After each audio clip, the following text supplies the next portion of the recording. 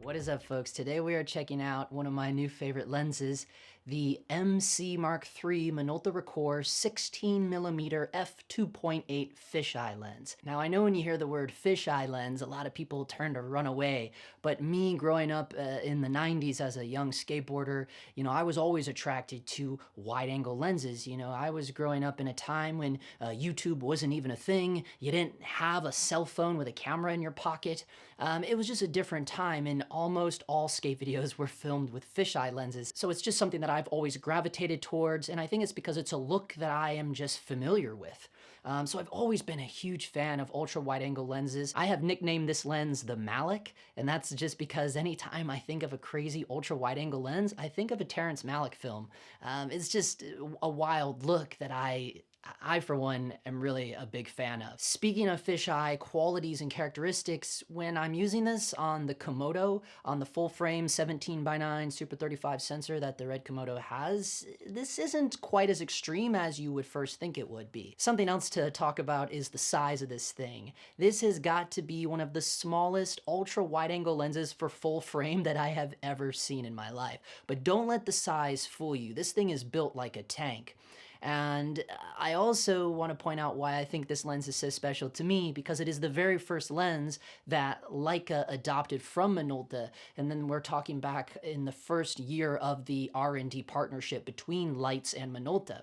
Now, if you're new here to my channel, I will leave a link to a playlist down in the description below with all of the videos that I've been doing on this fascinating company called Minolta. They are huge innovators of the camera company, and it's no wonder why a company like Leitz, formed almost a 10-year-long relationship with them. So this specific lens came out in 1973, weighing in at 440 grams. And it was comprised of 11 elements in 8 groups. So it's a pretty complex optical design. So this little guy has a close focusing capabilities of 0.3 meters, which is really dang good. That's the same as the 24mm f2.8, whether it's the Minolta version or the Leica version. Again, there's links to all of these videos down below because I've talked about a lot of these things before. Now, right now I have a gear on it, but if you look at this GoPro footage here, you can see how crazy tiny of a lens it is.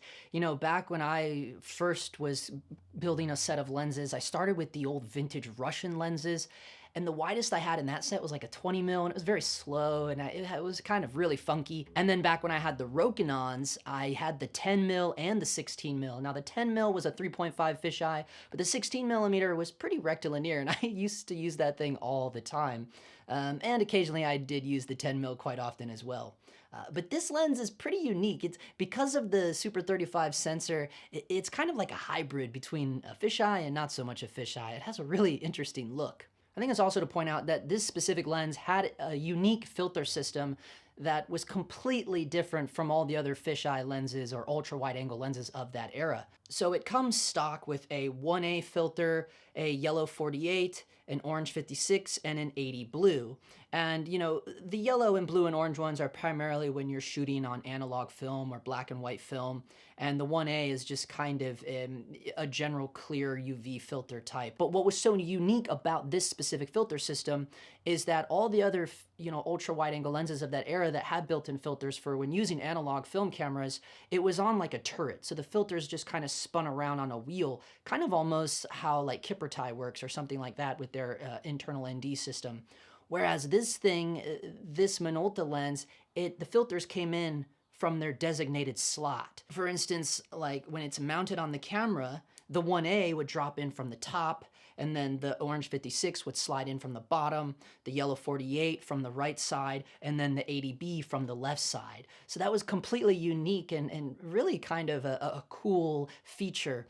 It's just another sign of how original Minolta is. Keep in mind, as I've said in the past, they were the only company of that era that was building their lenses from the ground up.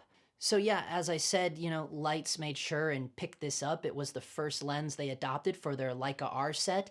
And because of that, you know, this cuts pretty well with Leica Rs from the early 70s. So, you know, if you are in that market looking for a super ultra wide, weird, quirky fisheye lens to go with your Leica R set, you know, the Leica R version of this goes anywhere from $850 to $1,000, whereas I got this super mint copy that was still in the original Rokkor bubble case for like $300. And, you know, that's just another sign, you know, these Rokkors aren't really tapped into like the way the Leica Rs are. So the prices aren't going to be nearly as expensive. They haven't been passed around as many hands because they're not as sought after. But I just think they are just really superb lenses. The only kind of biggest bummer for me is the very tiny focus throw. But when you're talking about a super ultra wide angle fisheye lens like this 16 mil, you know, there's not going to be a whole lot of shallow focus. You know, even though it is a 2.8, the only way you could get some pretty extreme out of focus areas if something was really close to the lens. And with that close focusing capability of 0.3 meters, you get pretty dang close. But when you have someone that close to a fisheye lens, you're going to get somewhat of a Beastie Boys effect, which is kind of cool in my opinion. So the last thing I'm going to talk about is, and I'm only saying this again because I know a lot of people are watching my video for the first time and they may have not seen other videos that I've done on this, but yeah, you cannot really convert these lenses to EF. I think that's why a lot of cinematographers don't tap into it. So again, if you're interested in how I adapt these lenses, links are down below. All right.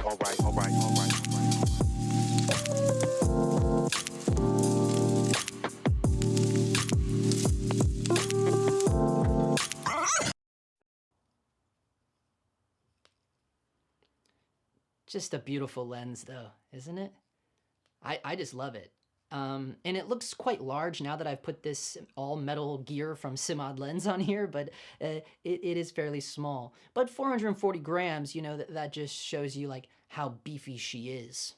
And to give you an idea of how round it is, this is a large Simod lens gear, so if you know anything about those, you know, that's a pretty decent size. But I still say it's one of the smallest ultra wide angle lenses for full frame that I've ever seen because it's so tiny. I'm so used to wide angle lenses, especially ultra wide angle lenses, especially fisheye lenses. I'm just used to them being ginormous.